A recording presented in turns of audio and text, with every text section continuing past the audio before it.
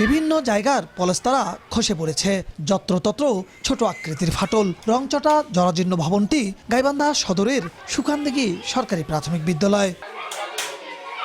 প্রথম শ্রেণী থেকে পঞ্চম শ্রেণী পর্যন্ত এক শিফটে চলে ক্লাস। হঠাৎ দেয়াল বা ছাদের অংশ খুলে পড়ার আশঙ্কায় ভীত থাকেন শিক্ষক ও শিক্ষার্থীরা।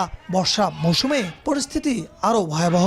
ছাদ দিয়ে পানি পড়ে নষ্ট হয় বই খাতা ও শিক্ষার্থীদের জামা কাপড়। এ অবস্থায় দ্রুত ব্যবস্থা না নিলে বড় ধরনের দুর্ঘটনা ঘটতে পারে বলে ধারণা অভিভাবকদেরও। আমাদের স্কুলে ভাঙা ছাদ, ওটা আমাদের মাথার উপরে পড়ে, টিফিন খাই, আমাদের ভাতের উপরে পড়ে, বাচ্চা নষ্ট হয়ে যায়।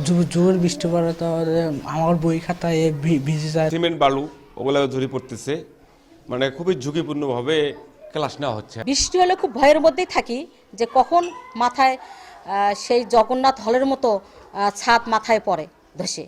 এটা আমরা খুব আতঙ্কের মধ্যেই থাকি। অবশ্য বিষয়টি যাচাই করে দ্রুত ব্যবস্থা নেওয়ার আশ্বাস উপজেলা শিক্ষা কর্মকর্তার। বিদ্যালয়ে প্রতি বছর একটা নির্ধারিত একটা টাকা বরাদ্দ থাকে যে স্লিপের, তার মাধ্যমে সংস্কার হোক বা কোনো আলাদা কোনো ঘর তৈরি করে হোক আমরা ক্লাস নেবার ব্যবস্থা করব। 2009-10 অর্থ বছরে 18,66,320 টাকা ব্যয়ে অফিস সহ 4 কক্ষ বিশিষ্ট বিদ্যালয় ভবনটি নির্মাণ করা হয়।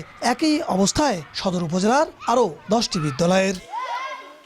বিপ্লব ইসলাম, সময় সংবাদ, গাইবান্ধা।